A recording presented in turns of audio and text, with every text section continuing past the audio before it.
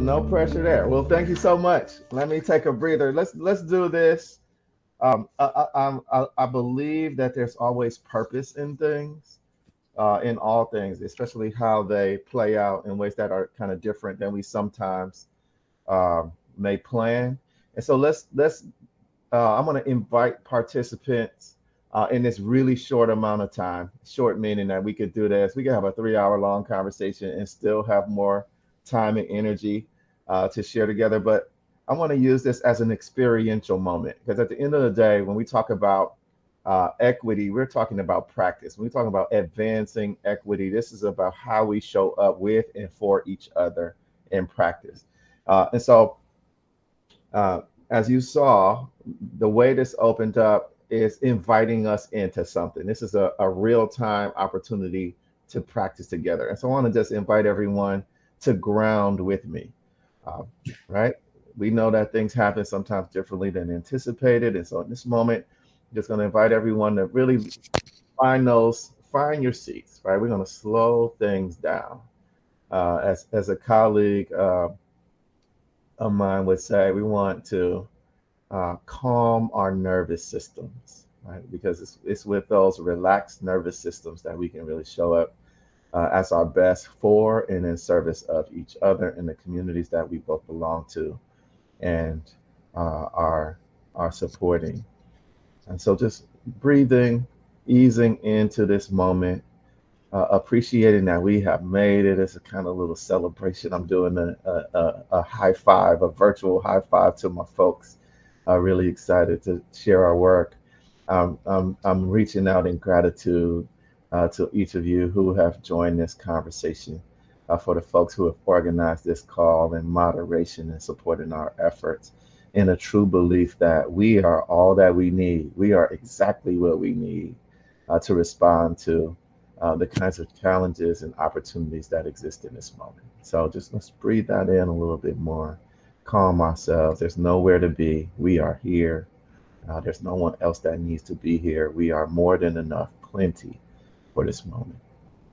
One more deep breath.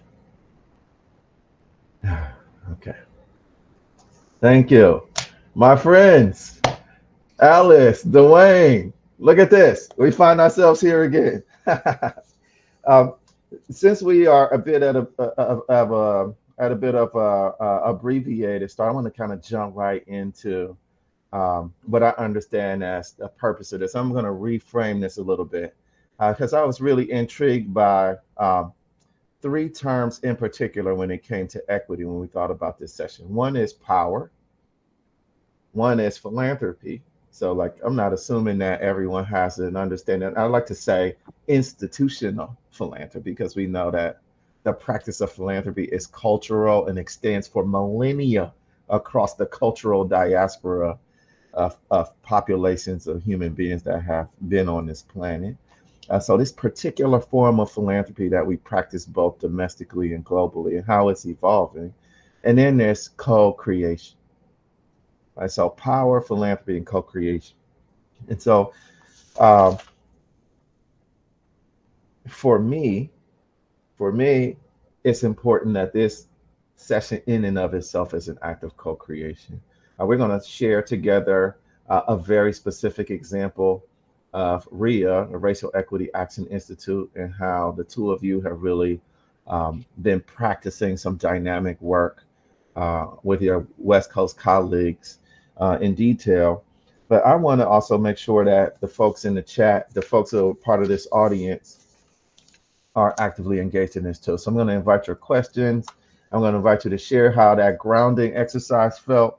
I want you to think about the moments where you have organized something where the stakes may have felt really high and things just are working out in ways that are different than you anticipated.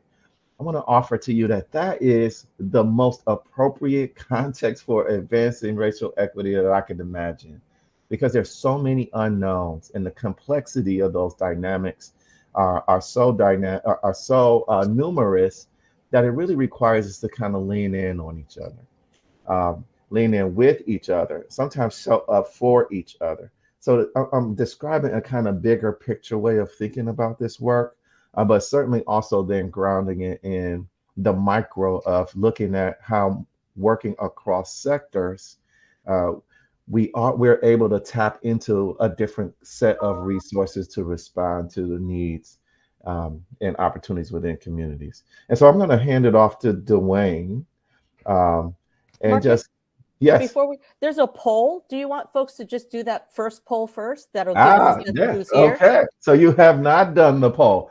Please, No. Alice, take us through the poll.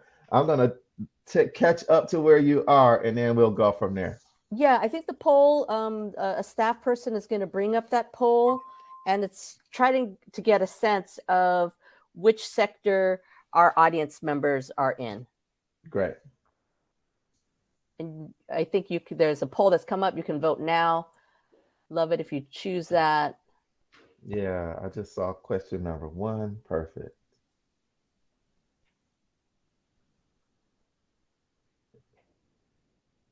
And so as we get the poll conducted, Alice and Dwayne, have you introduced yourselves? Is that correct?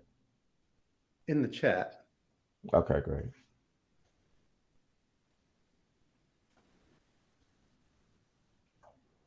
Well, maybe you can also yeah,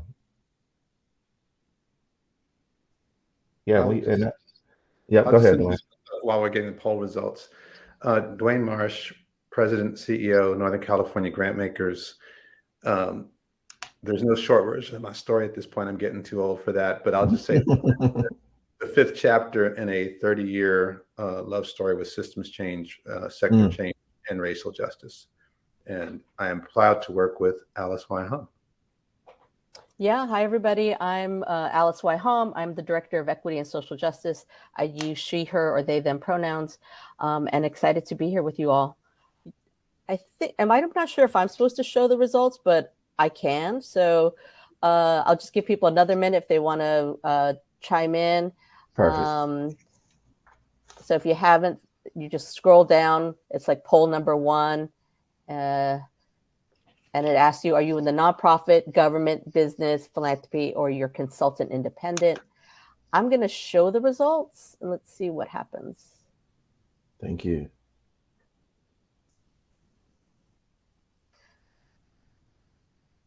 You know, I'll just verbally share it. Looks like we have 50% nonprofit, 23% philanthropy, 23% consultant independent, 3.8 government, and we have no business folks.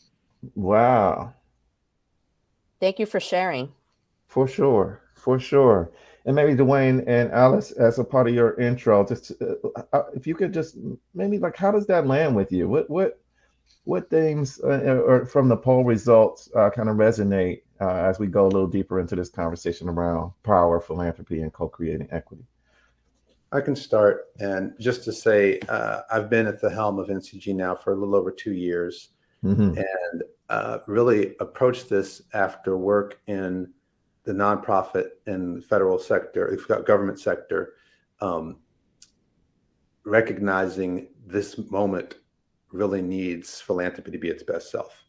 And all the work, whether we're at regional foundation like the San Francisco Foundation and national intermediary like Policy Link, working at HUD and the federal government, working it with Race Forward for several years, trying to get local and state governments to think about their responsibility to racial equity. Any effective progress we made was cross-sectoral, right? Whether you were working with movement groups to help penetrate the spheres of power to hold and have more agency, whether you were looking at the federal service and having them really change the rules of the game in a way that valued community leadership and decision-making. And we can talk about some of the ways we did that, whether it was with state government and local government, trying to connect them more realistically to businesses and community. All of them needed to be able to share across sectors to have impact. And in each of those stops along the way, philanthropy was playing a distinctive or unique role. It believes its intention to be the bridge builder, the connective tissue, to kind of blur the edges of how sectors can work together. It can be, we used to say in the old days, a neutral place to bring conversation. I think realistically, there is a point of view, but it can be a relatively welcome place to have conversations that cut across those sectors.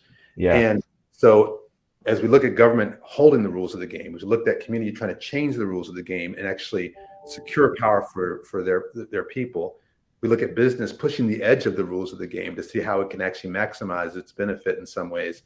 In the philanthropic collective tissue, we need all of those. So my reflection on the poll is we got to do some work to get some business leaders to hear this message, because for sure we won't be able to succeed without their participation as well.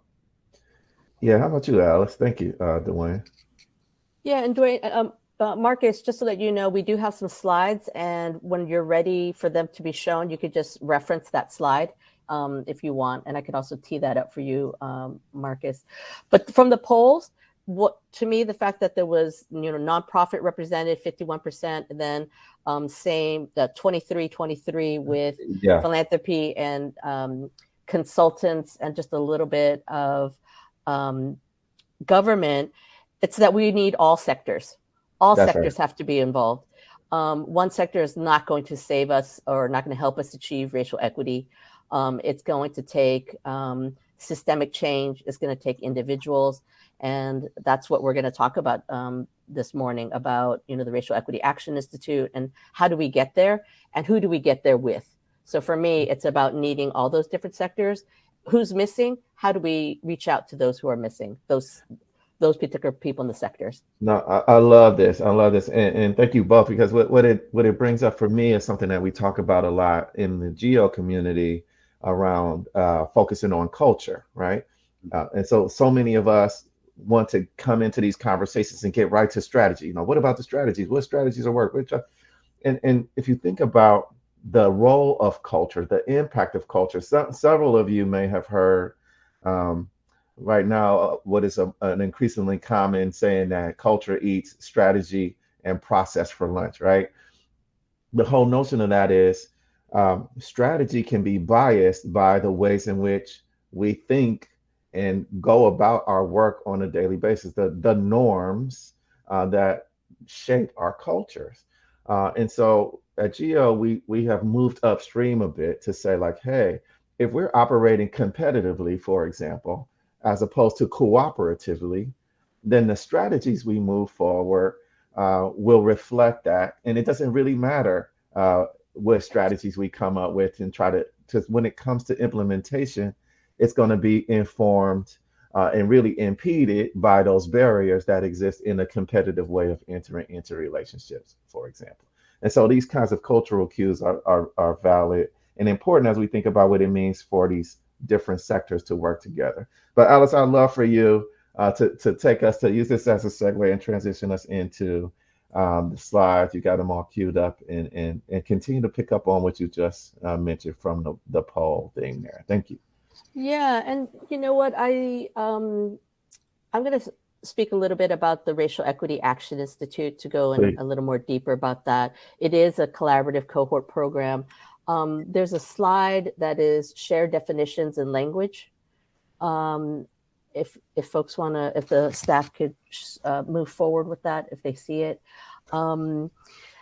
NCG started the Racial Equity Action Institute, we call it RIA, because we were working with our partners, our members, who said, we're not sure where to start, or we started, we don't know where to go from there. Mm-hmm. And since we also knew that philanthropy is not going to, save all of us, and it shouldn't, we have to be a collective endeavor around racial equity and achieving racial equity. We have to work with government. We have to work with nonprofits. We have to work with business. And usually where we start off in our cohort model, we start with each other for 8 months. We ask people to join in who are interested in moving their institution on racial equity, and that the RIA program is a cohort model for folks who are interested in making organizational change. Can we go to the levels of equity slide? So the one basic tenet that we share with our cohort participants is that when you take RIA, you're going to be learning about racial equity. And when we say racial equity, we mean it in the most intersectional way, that it's race and gender, sexual orientation, class, ability. It's always race and we can center racial equity, and we're not leaving the other identities or oppressions out. That you're going to learn at the individual, the interpersonal, the institutional level, and the systemic structural. When people talk about racial equity, diversity, inclusion, they might start off at the individual and interpersonal and never touch institutional or structural. Or an organization might say, oh, well, we're going to start with the institutional and maybe think about structural, but not do the individual and interpersonal. So you have to do all four, and there's different levels in between that, and that they're all interdependent. What I also want to say about RIA is, if you are only focused on the individual and interpersonal, those are micro aspects. And if you expect macro impacts, but you only do micro sort of strategies and activities, you're not going to get that macro impact. The macro impact would be about institutional, structural, but they all sort of support each other. Let me just step back a little bit about RIA. We started RIA in 2019. We had our first cohort. We were able to get 20 people, 5 each from government, philanthropy, nonprofit, and government sectors.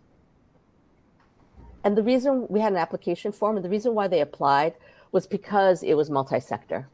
I think some folks were not getting what they needed by only staying within their sector. They were interested, how is government doing this work? How is business doing this work? What can we learn from nonprofits? What can we learn from philanthropy? How do we all work together on achieving racial equity? And what we also found out is that one sector is not further ahead than anybody else.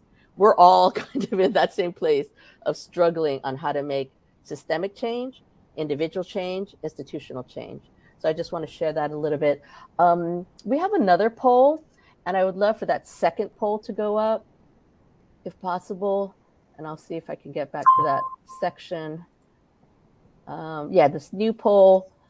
And we're asking our guests, if you scroll all the way down, the poll is, where are you on your race equity journey as an institution?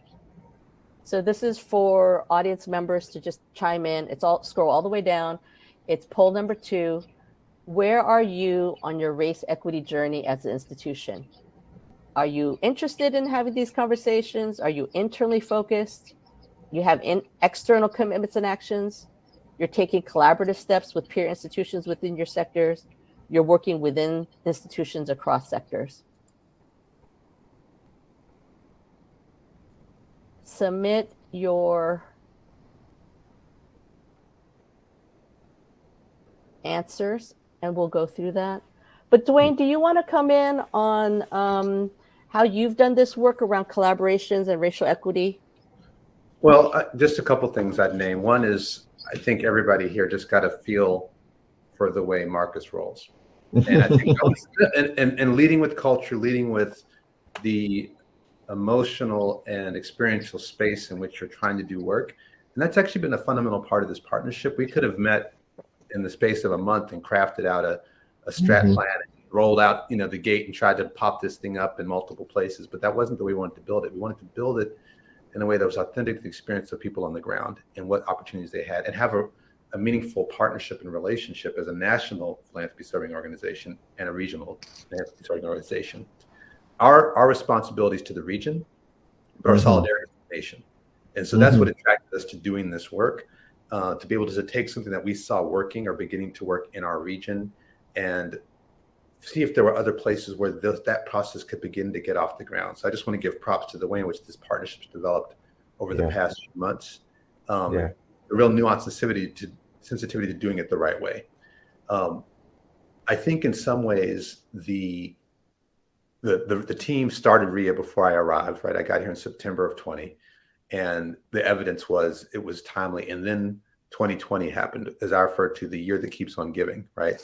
And we talk about, we all have moment fatigue, right? Now, talking about the moment, we all know what it is right now.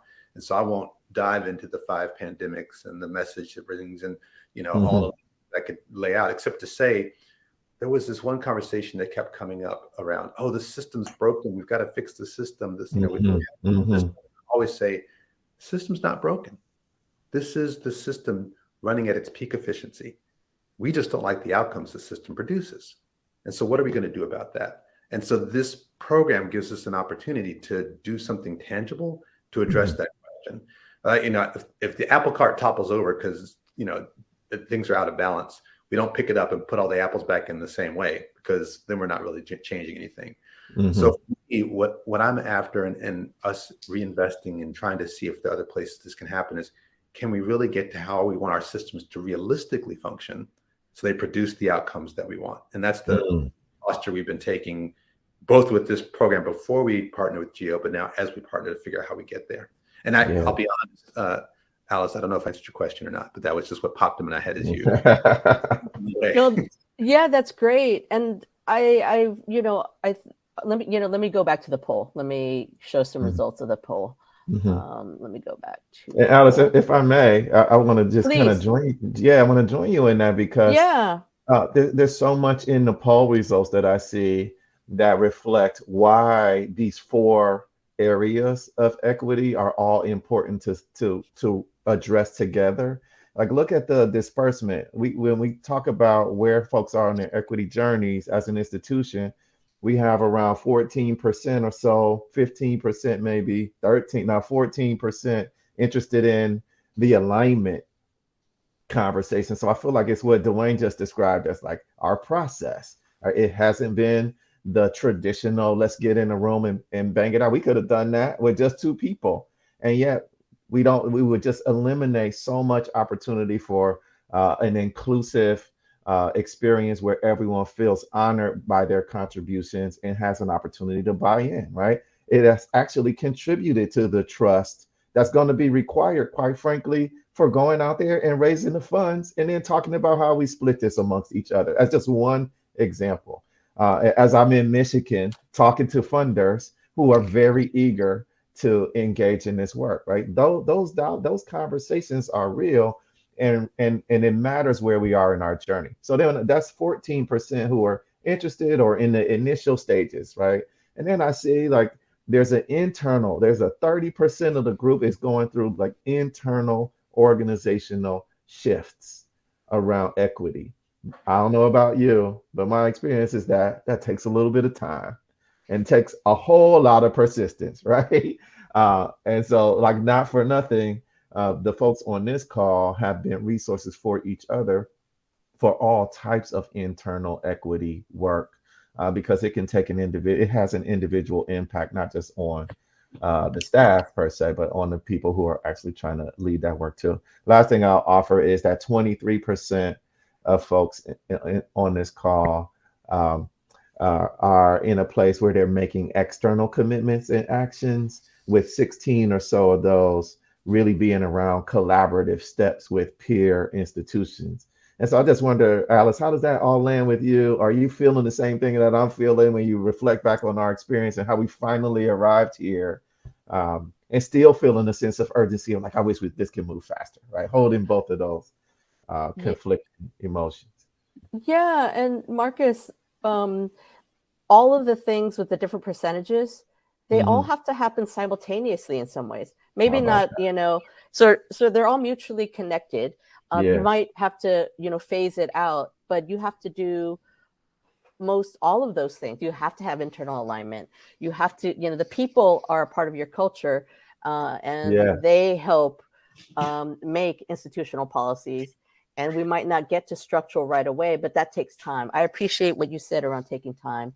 So, at NCG, we had one cohort in 2019, and Southern California Grantmakers, or SoCal Grantmakers, our colleagues down south, asked us, hey, can you bring RIA down to SoCal?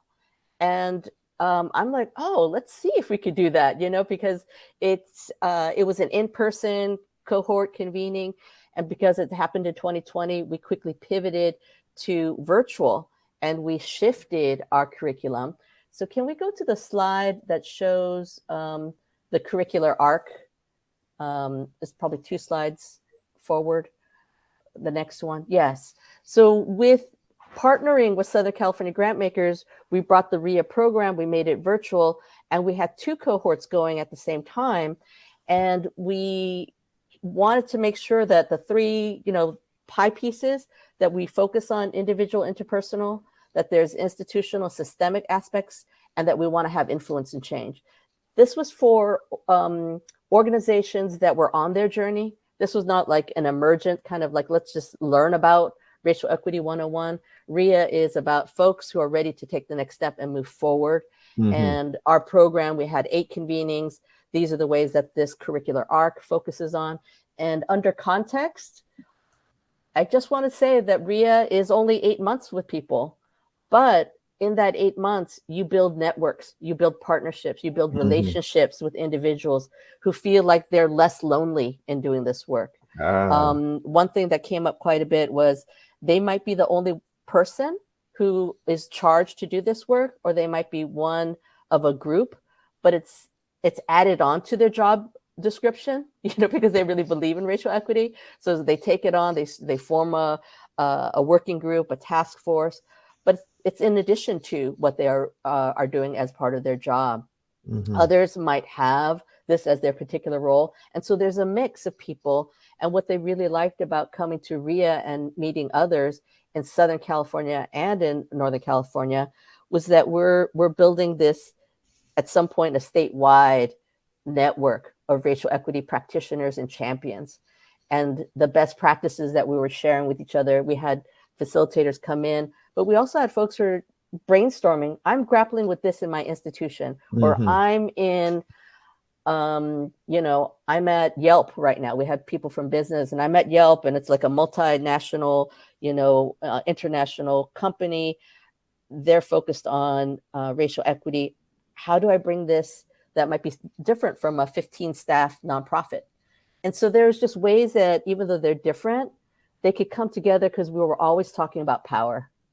We were talking about all the convenings were about the power of community, the power of reflection and healing, the power to have systems change, the power of culture, the power to leverage change, power of communication. What's the case making that we have to give for our leaders? The power of practice, and then the power of collective action. It was not about like an issue oriented. We were thematic and always focused on power. And I think that was very key, because folks could understand, I might be coming from, workforce development, but I know I need to figure out how power and communication work. And that was how people from different sectors could come together on this racial equity work. Alice, I just want to, you said something and moved away from it quickly about the stage of the journey in which people are in. And I just want to pull back a little bit and say, we have programs that work with folks for different stages of the journey. So for folks who just want the exposure, we have a program called Foundations of Racial Equity, which is an a la carte, right? Several sessions. You can choose the ones you want to go to, get the exposure, understand some of the basic issues. Often people from that then feed into the Racial Equity Action Institute when they recognize they're prepared to start the journey in a more meaningful way. Alice has done brilliant work in caucusing with folks who are alumni of the program to see where they move from there. And so we have to, this notion of catching people where they are is critical, but having everyone feel a sense of trajectory or movement towards equity is the orientation we're taking in these programs and with our organization overall. And I would share that these multiple on-ramps are because people are at different stages. And I know, Marcus, and I like with this phrase that you said, we're going to start with where you're at, but you're not going to stay there. We have, so if you're more emergent and you need something, NCG has the Foundations of Racial Equity series. The next step is for you to take the Racial Equity Action Institute. The next step is we're working with foundations. So a team of people from a foundation will get together, and there's a new series. So it's not just an individual from a particular institution, but a team of people working to move that next step. So there's different on-ramps. And we're working with the United Philanthropy Forum on that one. Mm-hmm.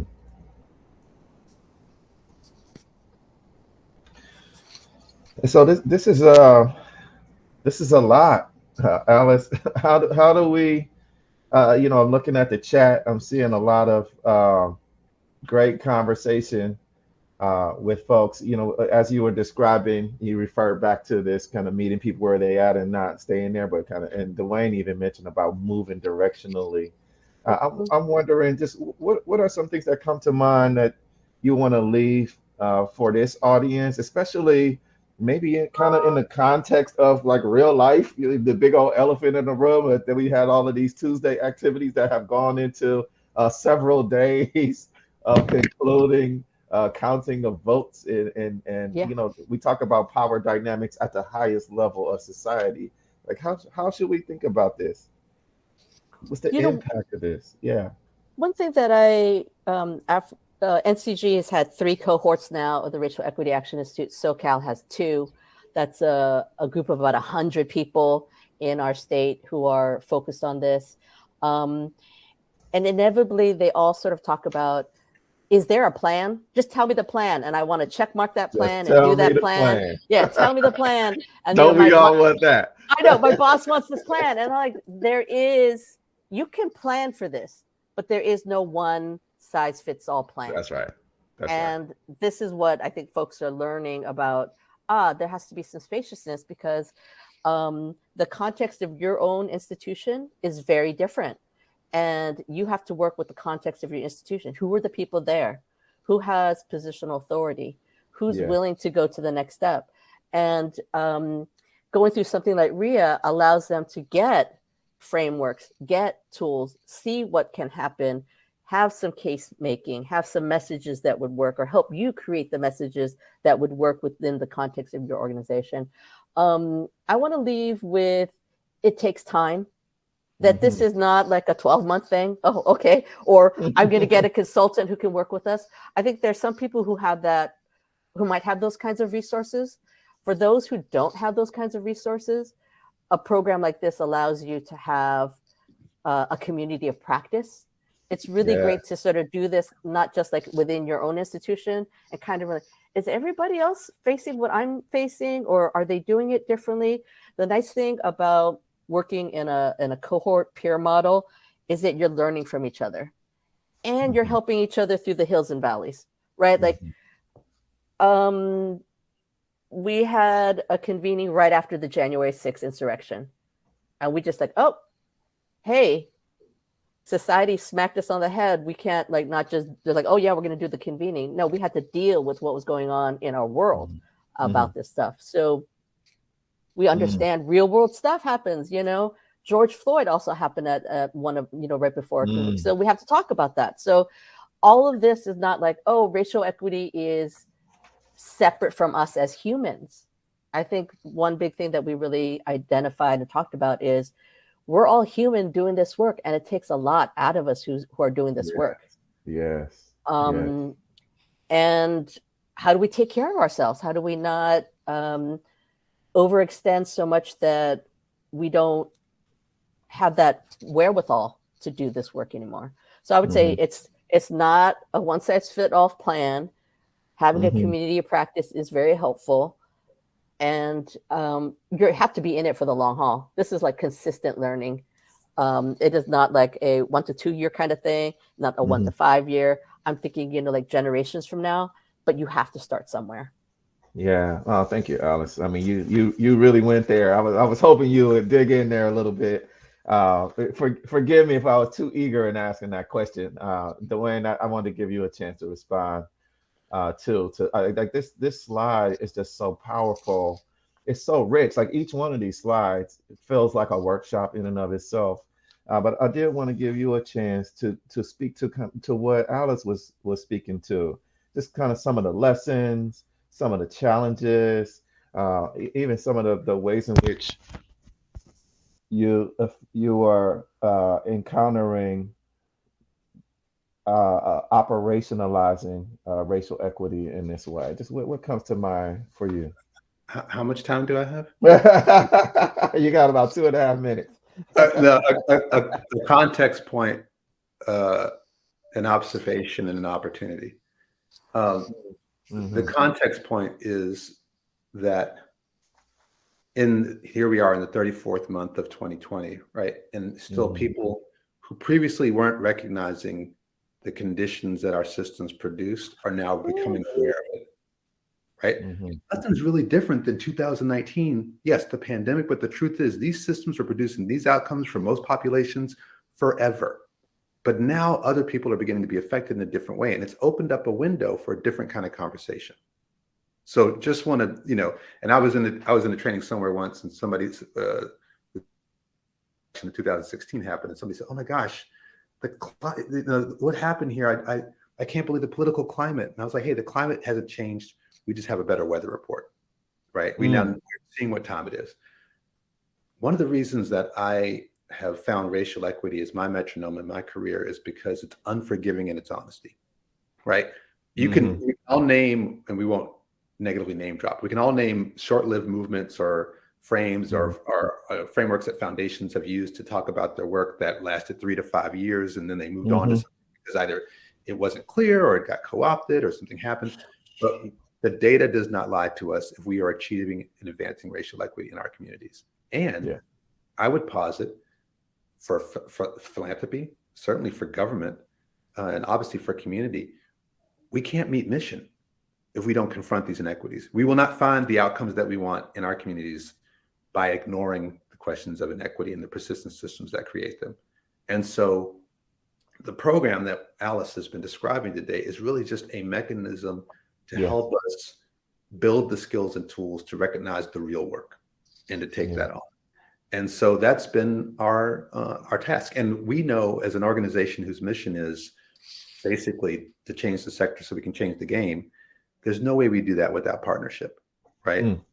We have 23 staff. We could all lean into one issue that we focus on of the several, and we would not be as sufficient to the task. And so we have to build the relationships with the partners who can help us get there. For the corporate work, we're partnering with FSG and PolicyLink and Just Capital to think about how we reimagine systems.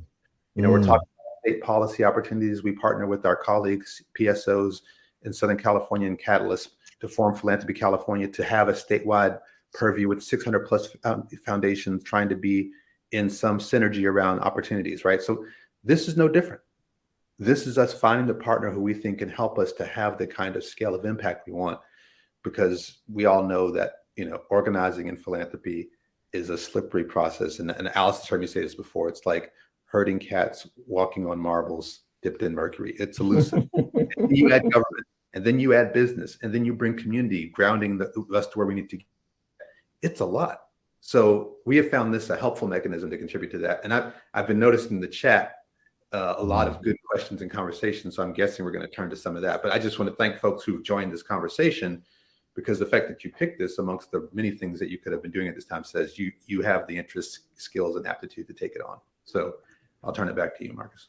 Thank you, Dwayne. It's always good to be in the space where these kinds of conversations are taking place. I love how you laid that out, kind of changing the sector to change the game. Regardless of our orientations, we've been naming change a lot, right? Change is a theme here, and yet our orientations in this institutional form of philanthropy that we talked about is really not grounded in change, right? The typical grant maker does not see oneself as a leader of change as much as a facilitator or allocator of resources, right? And so there's all this dissonance that represents the kind of territory to explore that can only be done in the way you just described. When that was what occurred to me. Like, we have to have these partnerships with people who specialize in these particular ways of addressing these areas in order to fulfill what's possible through this kind of RIA. I'm actually going to lean on the team again. I love leaning on the NCG team, but in this case, I can't access all of the questions. And so I'm going to need you to, just so we can open this up a little bit for folks, we're going to invite maybe 10 or more minutes before we just close out, with a couple of minutes for you to activate your voices. We want to make sure we capture comments and questions that are in the chat that we haven't acknowledged. But this is your chance, as I said a little earlier. Like, these are one of the rare spaces where you can just ask that kind of question that, in other spaces it may not have felt as welcome, even though they say, like, ask us anything. But then there's that undercurrent of like, well, don't go there. Like, this is the place where we're saying go there and indulge in it. You have the three of us together plus the supportive team What a great opportunity.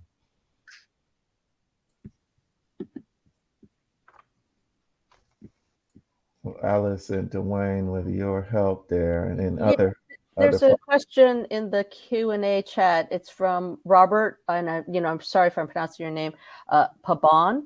And the question is, as nonprofit organizations, how can we use collective power to influence grant makers and the philanthropic sector to be more community centered?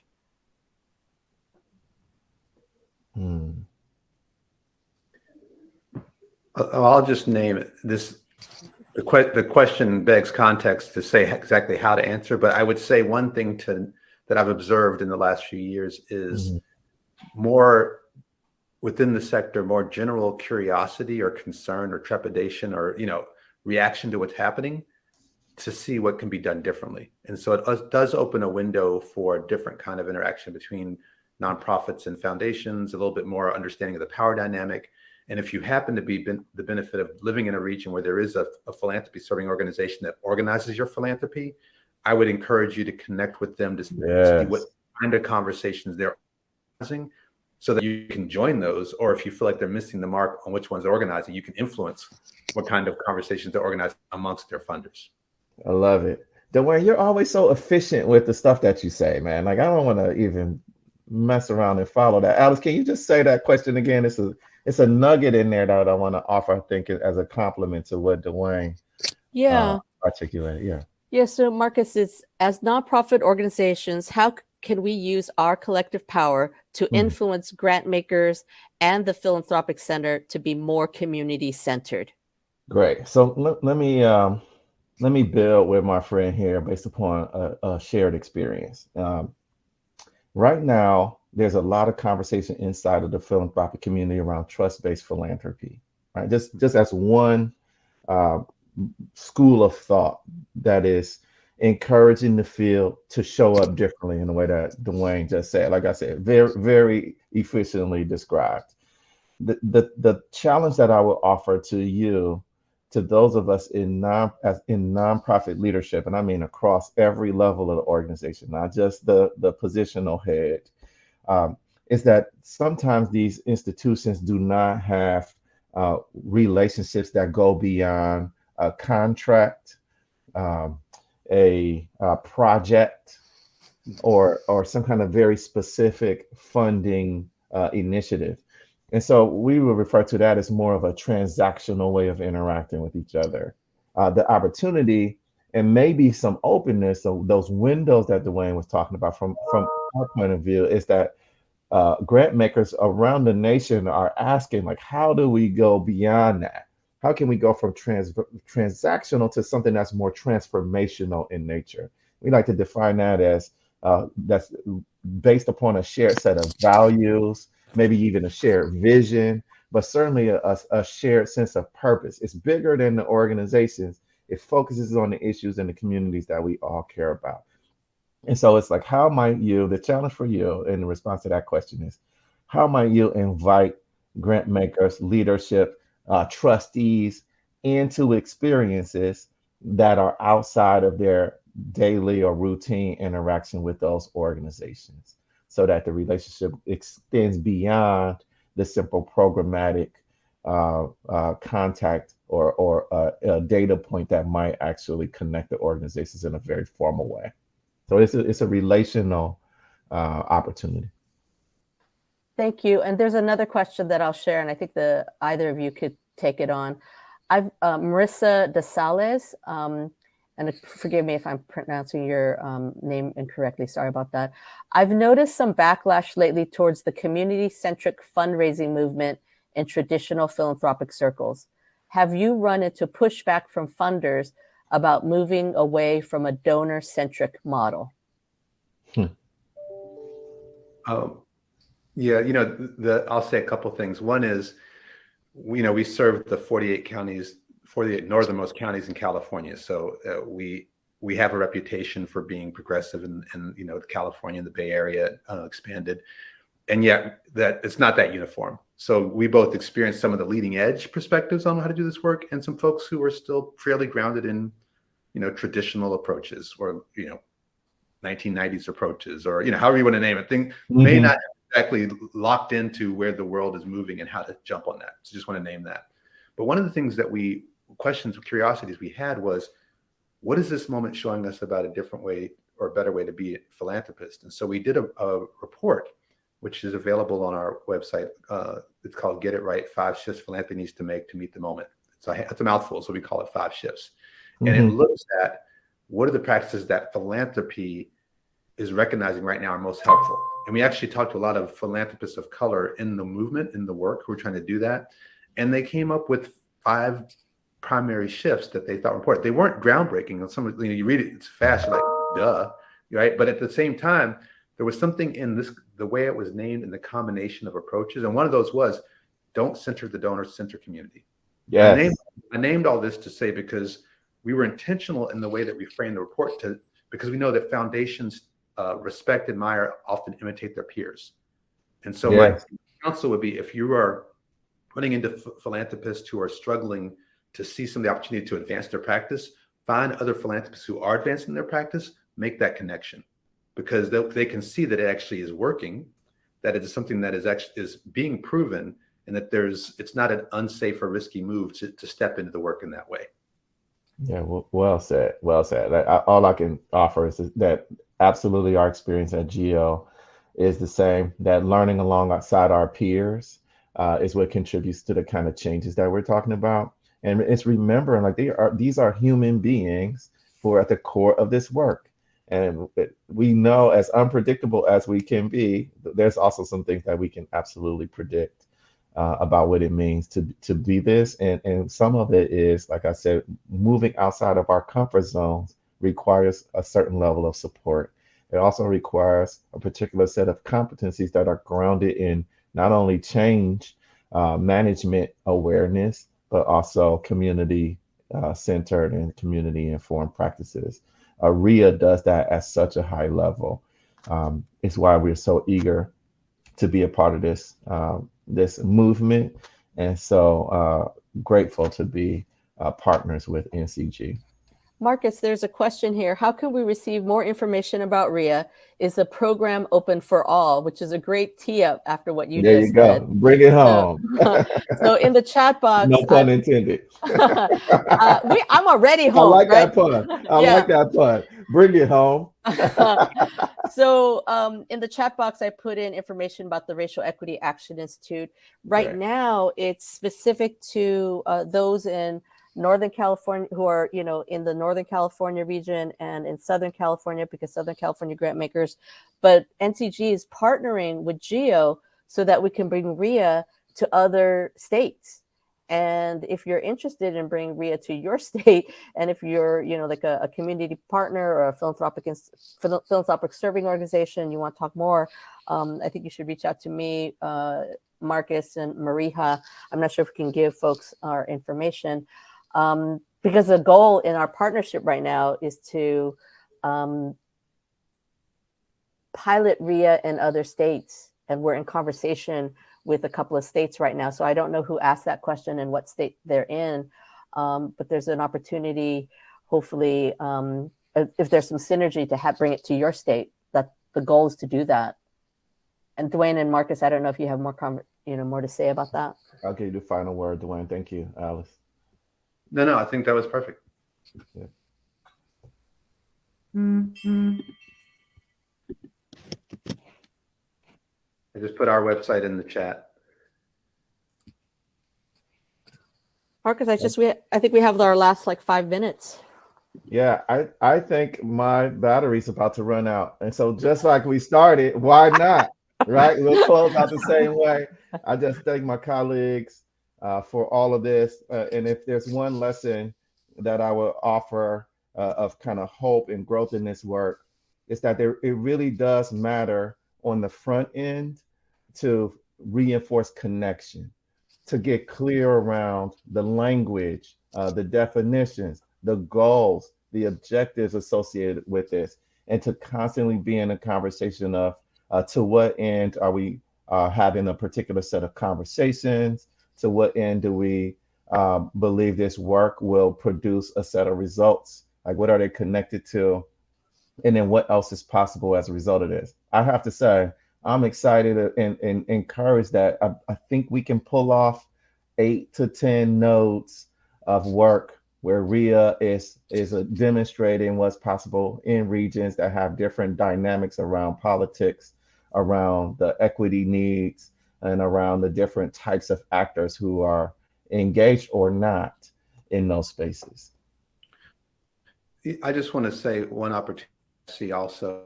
There's a lot of turnover within philanthropy right now, and not just at the entry level, like they're at the C-suite and straight top to bottom of these organizations.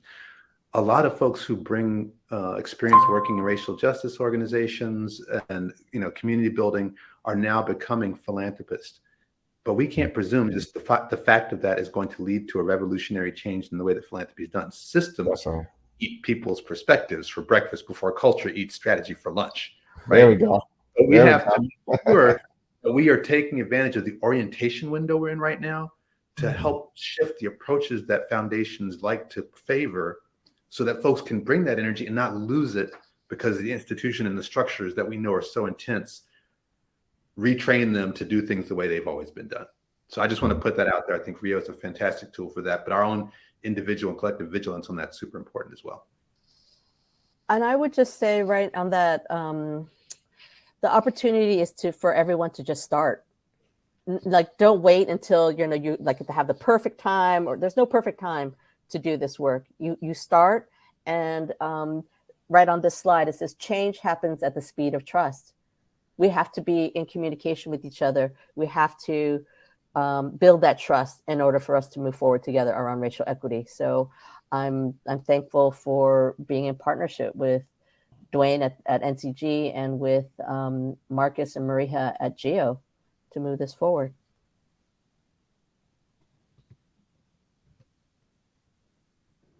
Marcus, did we lose you? I thought Marcus's lesson was going to be bring the charger, but he does look like he's quite stoically reflecting on what you just said. Yeah. And I think we're at the last minute. So thank you so much for being here. And we'll talk to folks about the slides, and we'll have to talk to the event staff about that. Yeah, we'll make sure we can get those shared with everyone. Appreciate all of your work and service, and enjoy the rest of the conference. Indeed. Thanks, everybody.